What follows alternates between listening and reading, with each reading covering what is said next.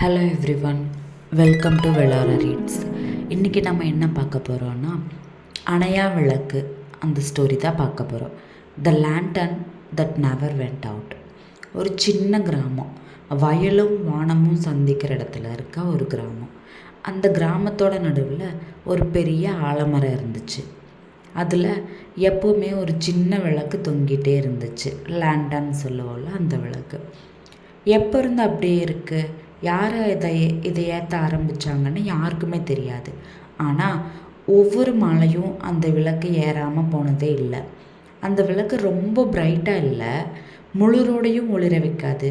ஆனால் வேலை முடிச்சுட்டு இரவு வீடு திரும்புகிற விவசாயிக்கிட்ட சரி வீட்டு பக்கத்தில் வந்துட்டோம் அப்படிங்கிற நிம்மதியை கொடுக்கும். இருட்டுக்கு பயப்படுற ஒரு குழந்தை தூரத்தில் இருக்க அந்த விளக்கை பார்த்தா போதும், அப்படியே ஓடி வரும். பயணிகள் கூட அந்த மரத்தடியில் கொஞ்ச நேரம் நின்று என்னமோ நல்ல ஃபீலிங் அப்படின்னு சொல்லுவாங்க. ஒரு நாள் நைட்டு பெரிய புயல் வந்துச்சு. காற்று பயங்கரமாக அடிச்சுது. மழை கொட்டி தீர்த்துச்சு.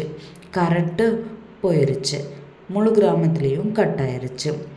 எல்லோரும் வீட்டுக்குள்ளே போய் உட்கார்ந்தாங்க.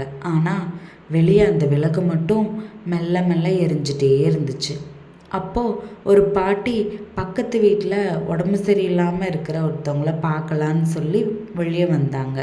அந்த விளக்கு ஆடுறத பார்த்தாங்க. அவங்க நின்று அவங்க கைகளால் விளக்க காற்றுலேருந்து அணையாமல் மூடிட்டாங்க. தொங்கிட்டு இருக்கிற குக்கியை பிடிச்சு சரி பண்ணிட்டாங்க. அப்போ மெதுவாக சொன்னாங்க அந்த விளக்கிட்ட, நீ இத்தனை நாளாக எனக்கு வழிகாட்டின, இன்றைக்கே நான் உன்னை காப்பாற்றுறேன் அப்படின்னு சொல்லிட்டு அந்த விளக்கை பார்த்துக்கிட்டாங்க. காலையில் ஆயிடுச்சு, புயல் நின்றுச்சு.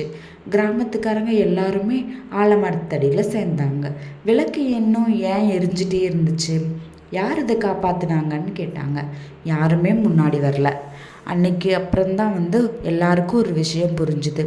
இந்த விளக்கு எரிய காரணம் யாரோ ஒருத்தர் அதை அணைய விடாமல் பார்த்துக்கிட்டே இருக்கிறனால தான்.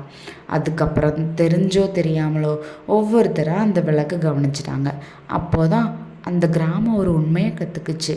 நம்பிக்கை ரொம்ப பெருசாக இருக்க வேண்டியதில்லை, ஒருத்தர் இருந்தால் போதும், அதை அணைய விடாமல் வச்சுக்கோங்க. Thank you for listening Velara reads.